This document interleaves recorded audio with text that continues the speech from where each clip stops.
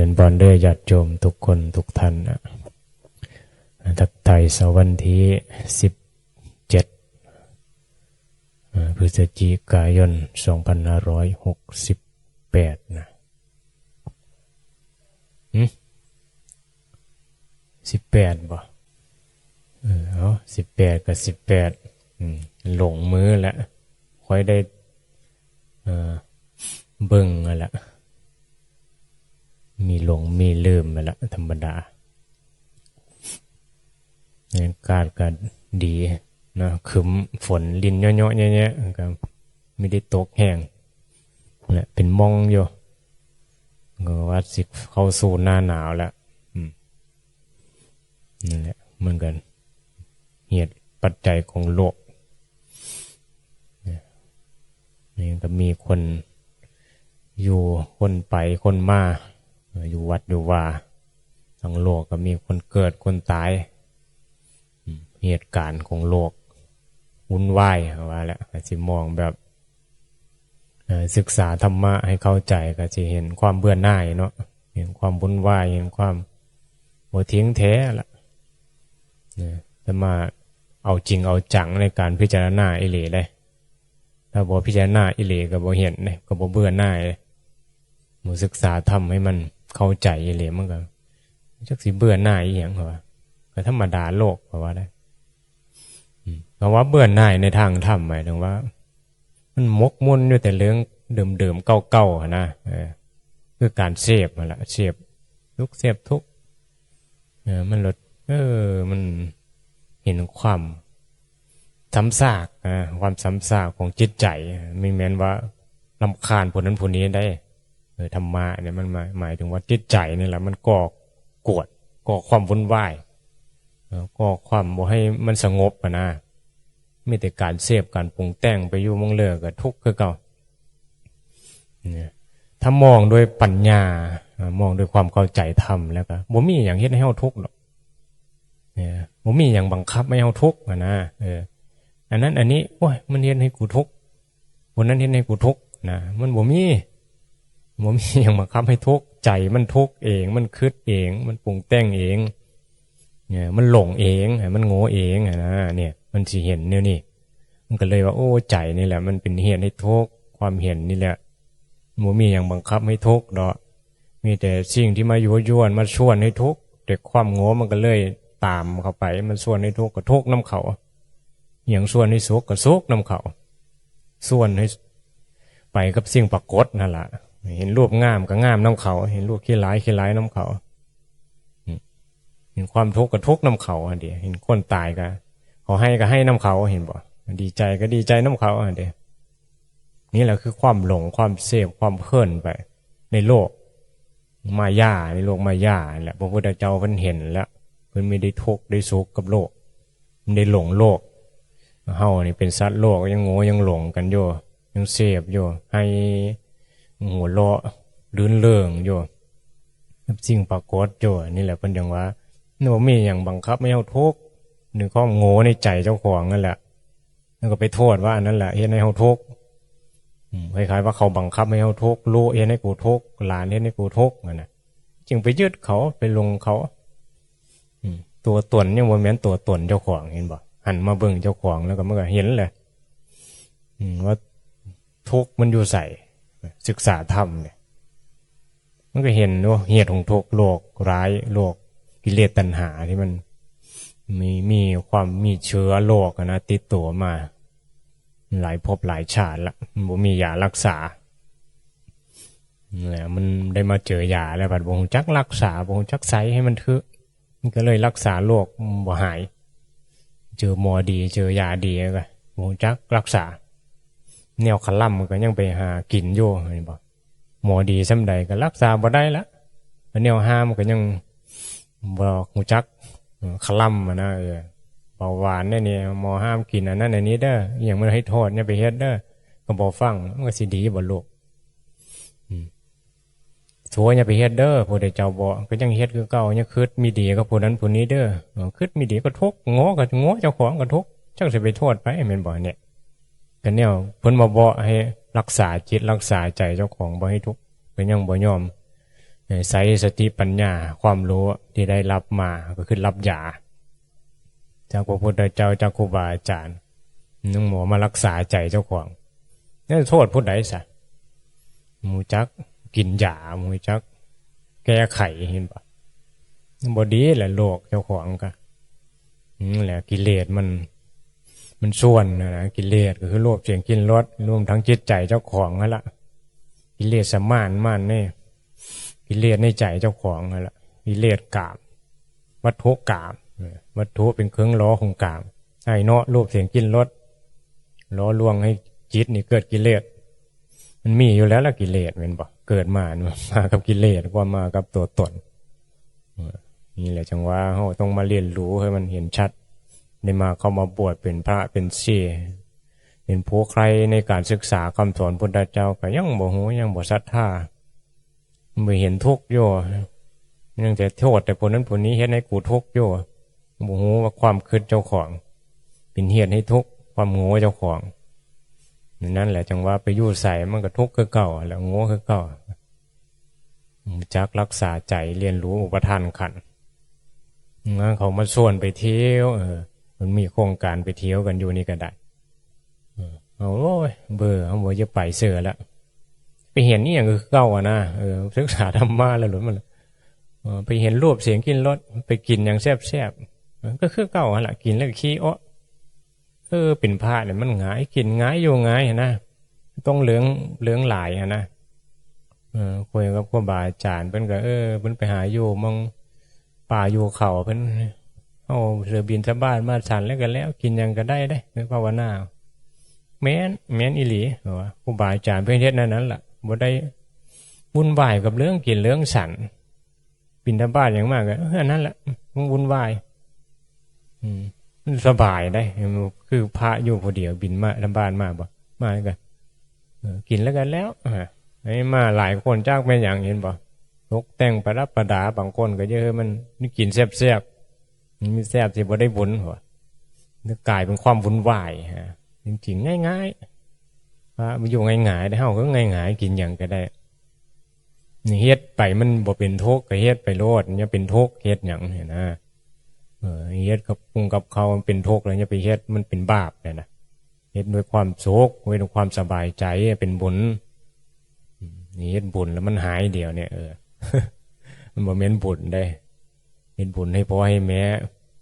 ยายตายเนี่ยนี่บางทีก็นิ่งเดียวได้เนาะพ่อตายแม่ตายยายตายลูกหลายนะกูอ้อหลายมึงอ้อน้อยมันมีปัญหากันนะคนบ่จักทำมึงได้มุ่นหลายมึงได้มุ่นหลายมึงก็ต้องอ้อหาศพหลายเหรอเหลือเถียงกันเฮ็ดบุญให้พ่อให้แม่ก็มีเหลืองมีล่าเห็นป่ะนี่คือว่าหายเดี่ยวได้เห็นกันมาตลอดเรื่องราวของจิตใจคนเนี่ยจังว่ามันบ่มีธรรมะมันบ่มีความเข้าใจในธรรมมันก็มีแต่ตัวตนอย่าได้อย่าดีให้ล่ะบ่ยอมเสียเปรียบเดียวนะแต่ว่าธรรมะแล้วโอ้ยยอมทำยอมธรรมะไม่ได้ยอมอันว่ายอมแพ้เขาหรือว่าโง่ได้แต่ว่ามันยอมว่าจิตใจเขาคิดแนวนั้นมือมองแนวนั้นก็ปล่อยเขาไปเฮานี่มาทั้งธรรมละบ่เอาชนะไผแต่สิเอาชนะใจเจ้าของชนะกิเลสเจ้าของตัวที่บ่ให้มันทุกข์นะมันฝืนมันกดดันบ่จิตใจมันเป็นธรรมอยู่บ่ใจฮะเนี่ยพระจังว่าเอาธรรมะที่ปไตยเอาธรรมเป็นใหญ่มันพอดีเมิดเขาว่าธรรมเป็นใหญ่แล้วเขามาด่าก็พอดีเขามาส้มก็พอดีคือบ่มีตัวตนไปย่อมรับดีใจเวลาเขาส้มบ่มีเสียใจเวลาเขาด่าบ่มีนะให้มันเป็นธรรมมันคือธรรมชาติธรรมดาที่บ่มีตัวตนมาเป็นสุขเป็นทุกข์กับสิ่งปรากฏนี่หมายถึงธรรมะแต่ถ้าบ่รู้จักธรรมะมันก็มายอมรับมันก็มีตัวตนโผล่ขึ้นมาแม่นบ่เขามาด่าก็ทุกข์เขามาส้มก็ดีใจนี่บ่เป็นธรรมเป็นกรรมเป็นตัวเป็นตนนั่นล่ะเป็นกรรมก็ได้อย่างนี้แหละสัตว์โลกมันก็ต้องมีตัวมีตนนี่กูมันก็ทุกข์แหละมีกูก็ได้แล้วยังมี ถ้าเยอะบ่เยอะทุกข์ก็ย่ามีกูอันนั้นก็ให้มันเป็นธรรมเนี่ยมันง่ายอยู่บ่ล่ะฝึกมีสติยังมีกูเนี่ยยังภาวนาอันนี้บ่เข้าใจบ่ศึกษาเสพกันอยู่ลูกกูหลานกูพ่อกูยายกูเลี้ยงยายมาล่ะเลี้ยงแม่มากูต้องได้มูลหลายปิดมันถือมันกันสุดท้ายกันแบมือเข้าลงคือกันเมื่อไหร่ชีวิตเบิ่งหน้าตาแต่เราคงเข่งเขี่ยอยู่กับการได้การมีเป็นบ่โลกวุ่นวายออกจากโลกมาบวชเป็นพระเป็นศีลบ่เอายังสักอย่าง300 บาทพระพุทธเจ้าครูบาอาจารย์เพื่อนเราสบายใจแท้นั่งสมาธิอยู่ป่าอยู่เขาพวกยุ่งอย่างกับคนวุ่นวายโดยเฉพาะมียิ่งไม่หยาก็วุ่นวายเลยจะคิดอย่างลายเลื้งแม้นอีหลีวะมึงเดียวโอ้ยพระกับครูบาอาจารย์นี่พระเอาสบายว่าก็ไม่ยิ่งไม่หยาเนี่ยสมพ่อแล้วครูบาอาจารย์มันจังบ่จะรับมีสี่แม่ผ้าหนูจักไม่อย่างเรื่องเล็กๆน้อยๆก็คิดหลายไปคิดให้มันหลายเรื่องอย่างหาเรื่องคือหลวงพ่อมันบอกว่าหาแต่เรื่องน้อยๆก็หาแต่เรื่องบ่ส้มบ่ย้องก็เป็นทุกข์น้อยใจเหรอวะมีหาแต่เรื่องมีแต่ตัวตนตัวนี้นะมันยะอยู่ได้เนาะพุทธเจ้าเพิ่นจังมีคอศีลหลายบ่ภิกษุณีนี่ศีล300มันต้องเลิกคอเบิ่นนี่331หรือ313คอก็มีจักพระยังน้อยเนาะภิกษุนี่ยังน้อยได้กฎระเบียบภิกษุณีคือหลายเรื่องเห็นเนาะ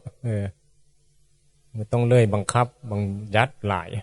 แต่ว่าเมือดแล้วล่ะภิกษุณีบ่มีแล้วล่ะเห็นบ่มีเฮ็ดมีได้ดอกสิเฮ็ดอีหลีนะมีแต่ไม่ชี้กับศีล8นั่นแหละมันให้เป็นภิกษุณีโว้ยมันสิเฮ็ดอีหยังใดบ่กันลุกกระเดกบ่ได้ล่ะกระเทียมก็ห้ามฉันห้ามกินแม่สิไม่ยิ่งภิกษุณีนะเห็นบ่ไปอ่านเบิ่งอยู่บ่ลองเฮ็ดเบิ่งบ่ไปอ่านเบิ่งยันเฮ็ดหยังบ่ได้อยู่มันเข็งขัดเนี่ยจังว่าต้องสำรวจเบื้องเจ้าของจริงๆก็ทุกหลายอะไรมันยิ่งก็ควรที่จะเห็นทุกควรที่จะสำรวจควรสิระวังปะคือหลวงพ่อไปจังมีกรรมฐานพิษวาจาคือว่านี่แหละมักเว้าหลายมักนินท่าหลายมันเป็นสิ่งที่เป็นอุบายดีสำหรับไม่ยิ่งผู้ชายเขาบ่ค่อยเว้าอยู่แล้วสำรวมพระเพิ่นรู้จักกรรมฐานเชื่อฟังกันง่ายอันนี้แหละคำสอนกับสอนอย่างไรปฏิบัติตามนะนี่แหละจังว่าการเข้ามาบวชพระเป็นชีบางเทอมันก็ต้องอดทนต่ออย่างพระภิกษุไม่หรือไผ่จักน้ำนี่พระพุทธเจ้าเป็นบัญญัติไว้อยู่ภิกษุไม่กับบางเทอก็อดทนนะต่อคำสอนบ่ได้อดทนต่อความหิวบ่ได้หิวข้าวหิวน้ำหิวปลาเนี่ยนี่นะอดทนบ่ได้อย่าหิวทนอยู่บ่ได้ดอกกินชันมื้อเดียวเห็นบ่อย่ากินอันนั้นอย่ากินอันนี้มันเป็นกิเลสคือกันได้เห็นบ่ก่อกวนจิตใจอยู่มันมีอย่างบังคับคือว่าเป็นทุกข์นั่นแหละทนต่อความหิวบ่ได้ก็เยอะเห็นท่านเยอะเห็นนี่จะฟังเพลงเห็นรูปงามจะไปเที่ยวในนี้แล้วมันก็ไปบ่ได้เป็นพระเป็นบ่เนี่ยกามคุณ5วะนี่ก็มักไม่ยิ่งถ้าเปรียบในลักษณะของไผ่จากน้ำก็จะบอกว่าไผ่จากน้ำวนนะไผ่จากคลื่นไงจากคลื่นบ่เอาเวลาเอาลงน้ำเห็นบอกไผ่จากคลื่นมันก็มีคลื่นเพิ่นก็เปรียบเสมือนคำสอนนี่แหละทนต่อคำสอนคำตีเตือนครูบาอาจารย์บ่ได้เว้าในนั้นเว้าในนี้โอ้ยบ่อยู่บ่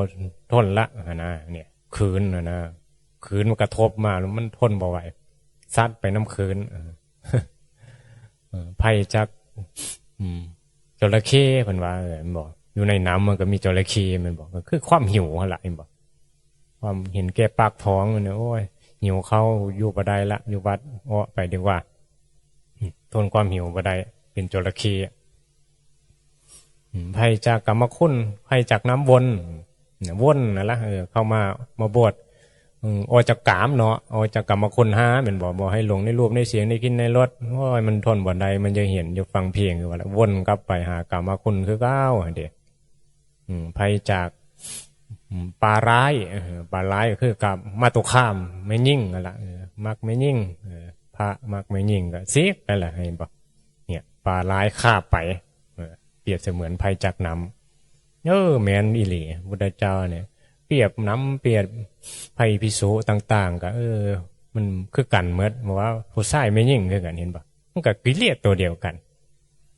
ทนต่อคำสอนครูบาอาจารย์ว่าได้ก็โอ้ยป้ายแหละไปทางอื่นมันจะได้ยินคำสอนอยู่ตามเพื่อใจอำนาจใจเจ้าของนั่นแหละมองได้สุขสบายเป็นไปด้วยความเห็นความคิดเจ้าของนะอาจารย์สอนตักเตือนกับว่าโอ้ยบ่ยอมฟังอยู่มาอยู่วัดนี้กับคงกับเขากับน้ำกับบ่มีบ่แซบไปอยู่วัดอื่นดีกว่าก็มีได้พระ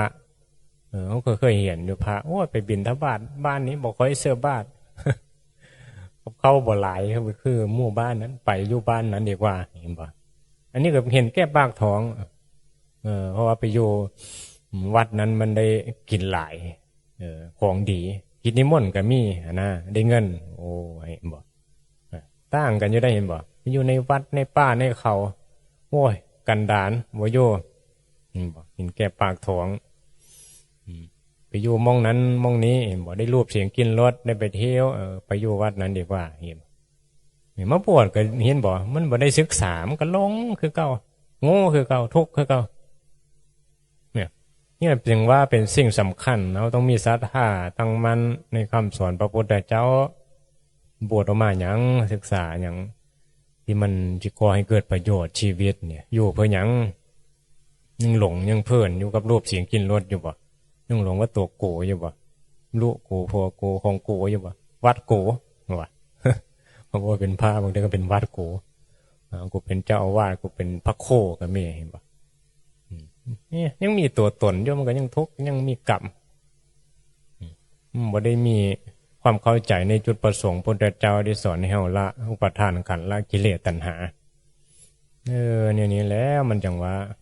ญาติโยมที่เข้าวัดก็น้อยคนที่ศึกษาเห็นปะเพราะบอกค่อยเผยแพร่กันเผยแพร่บ่มีคนฟังคือว่าล่ะมึงเพิ่นก็บ่เยอะเผยแพร่คือว่าล่ะแต่มันก็ต้องจำเป็นแม่นบ่มันก็ต้องเผยแพร่คือว่าแล้วเพราะว่าผู้ที่เผยแพร่หมายถึงว่ามีเจตนาดีมีความจริงใจแม่นบ่เยอะเฮาพ้นทุกข์เพิ่นบ่ฟังบ่สนใจก็แล้วแต่เขาแหละผู้มีปัญญาฟังเข้าใจก็มีผู้ครูบาอาจารย์เป็นป่าเฮ็ดผู้มีปัญญาฟังเข้าใจก็มีผู้บ่ฟังบ่เข้าใจก็มีแหละมันหลายระดับความเห็นความคิดความเชื่อเห็นบ่เชื่อมาในนั้นเขาก็ศรัทธาในนั้นไปผู้ใดฟังธรรมะดับทุกข์เข้าใจก็มันบ่แม่นเรื่องศักดิ์สิทธิ์บ่แม่นเรื่ององค์บอนพระพุทธเจ้าเพิ่นไม่ได้มาโดนบันดาลอีหยังให้เฮามาสอนให้เฮาเรียนรู้อริยสัจสิเรียนรู้ทุกข์เกิดขึ้นเพราะมีอุปทานขันธ์เพราะโง่เพราะว่าเข้าใจชีวิตมันก็เลยต้องท่องเที่ยวเวียนว่ายตายเกิดไปเนี่ยเกิดมาทุกข์มาแก่มาเจ็บมาตายเป็นอย่างบ่ฮู้เหตุของทุกข์เพื่อนกันอยู่เลยเด้นี่แหละจังว่าโอ้มีบุญหลายแล้วเกิดมาเจอสื่อที่มันกระตุ้นให้เฮาเนี่ยได้คิดพิจารณาให้มันเข้าใจนี่เกิดในบางทีคือว่าแล้วบ่มีสื่อแบบนี้ได้เกิดอยู่ต่างประเทศในนี้เขานับถือศาสนาอื่นมันก็แล้วสิเรียนรู้อุปทานขันธ์เรียนรู้ตัวกูมันก็มีแต่กูมีสุขกับหยังนอกูสิรวยบ่มันจะได้เมียงามผัวหล่อบ่ผัวรวยบ่มกมุ่นอยู่กับกามคือเก่าหั่นล่ะบ่เห็นโทษของกามบ่เห็นโทษของความโง่ของจิตใจขนาดมาฟังนี่ยังมีเข้าใจเห็นบ่ก็ยังมีกูอยู่ส่วนในละตัวตนละกิเลสตัณหาในใจมันก็ยังมียอมคิดเบิ่งเอาให้มาฟังธรรมแล้วก็ได้น้อมมาศึกษานอนมาแก้ไขใจเจ้าของแหละบ่ยึดทุกข์ก็ได้ผู้ใดสิสวยเจ้าของได้พุทธเจ้ามาบอกครูบาอาจารย์มาแนะนำมาตักมาเตือนอดทนฟังไปแหละ ที่มันบ่ฟังกิเลสมันบ่ฟังความจริงดอกมันจะได้แต่สิ่งที่กูได้ดังใจอยู่ใดเฮ็ดให้กูได้ดังใจกูสิไปอยู่กับผู้นั้นนี่มันคัดกับกิเลสธรรมะมันจะทำความจริงเพราะกิเลสมันหลอกลวงเฮามาตลอดเฮาซื้อมันมาตลอดหลายภพหลายชาติแล้วมันก็ยังซื้ออยู่เดี๋ยวนี้ก็ได้เห็นบ่มันก็ซื้ออยู่ว่ากูได้นี่แท้จริงแล้วจะกูอยู่เมืองใดร่างกายว่ากูงามกูหล่องามหล่อเมืองใดได้นี่จักน้อยก็เถือเขาหามเอาไปเผาทิ่มเรื่องงามหล่อเมืองใดคือเขาหามไปเผาซะเนี่ยไปเอากูเนี่ยเอากูไปเผามีบ่เผาใหญ่ตึงเนี่ยเอากูไปเผาเด้อกูตัวกูได้นี่ร่างกายกูได้นี่ได้อยู่บ่ซะเนี่ยเหี่ยวเท่าตายก็ยังปล่อยให้เขาหามเอาไปเผาคือบอกลุกขึ้นมาห้ามเขาซะยังเผากูเด้อไม่ได้มันตายแล้วมันเมิดสภาพเลยเห็นบ่นี่ก็มันเป็นมาในนี้หลายภพหลายชาติหลายชีวิตบ่ศึกษาในนี้แหละนี่ก็บ่ซื้อเห็นบ่มาฟังครับเรื่องความจริงนี่มันบ่ซื้ออยู่แบบบ่ซื้อบ่พิจารณาบ่มีปัญญาคือว่าหั่นล่ะก็ญาอยู่คือว่าหั่นล่ะนี่บ่แต่ว่ามันมีบุญหลายอยู่ที่มันมาฟังแล้วกันนั่นแหละถึงน้อมจิตน้อมใจใครก็ควรพิจารณาไปมันอาจสิเข้าใจได้แล้วก็เกิดศรัทธาได้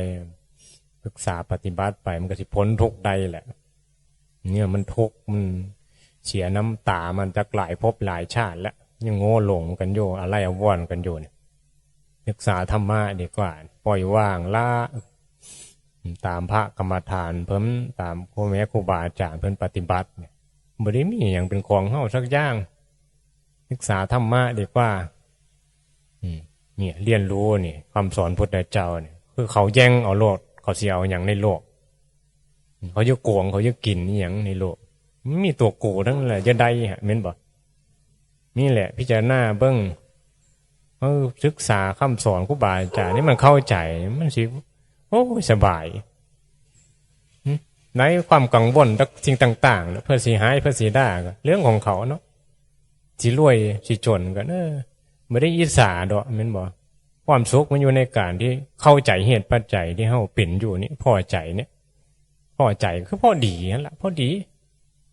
กินอาหารนี้พอดีแล้วเหตุปัจจัยเฮาอันนี้แหละธรรมะนะเห็นบ่พอดีความพอใจความธรรมดานี่แหละคือธรรมะรวยก็พอดีไม่ได้แม้นดีใจบ่เป็นเศรษฐีถ้ามีปัญญาวะเนี่ยส่งข้อเพื่อได้ก็ซ้อยเหลือกันไปเพราะว่ามันเห็นทุกข์แม่นบ่บ่เยอะเผยทุกข์ดอกครูบาอาจารย์บ่เยอะเฮาทุกข์ดอกเยอะเฮาได้บุญได้กุศลเห็นบ่ผ้าเฮ็ดผ้าสร้างอย่างก็ได้สร้างบารมีกันได้ทำบุญกันเพื่อภพหน้าชาติหน้าก็ได้มีบุญล่อเลี้ยงไป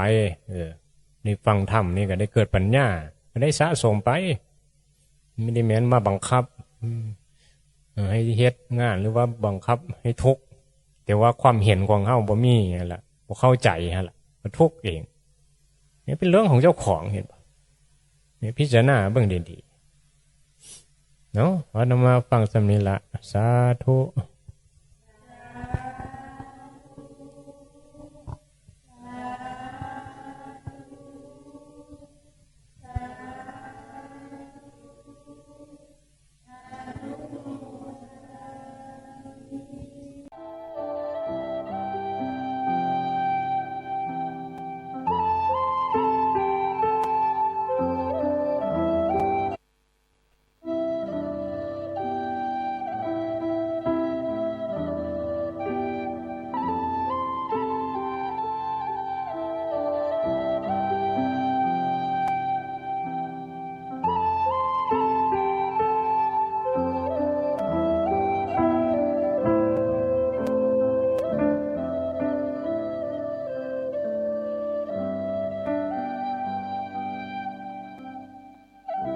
ตนคือที่พึ่งพา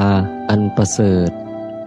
คือที่พึ่งอันเลิศกว่าสิ่งไหนคือที่พึ่ง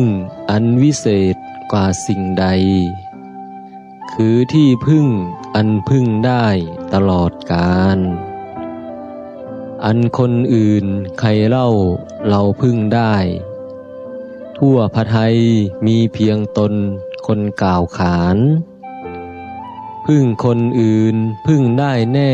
แค่ชั่วการ พึ่งได้นานจริงแท้มีแค่ตน พุทธองค์ตรัสสอนเราเหล่าสาวก คิดให้ตกข้อธรรมะอย่าชงน แม้มุ่งหวังสิ่งใดในกมล ให้พึ่งตนเป็นที่หนึ่งก่อนพึ่งใคร ฝึกหัดตนให้มีธรรม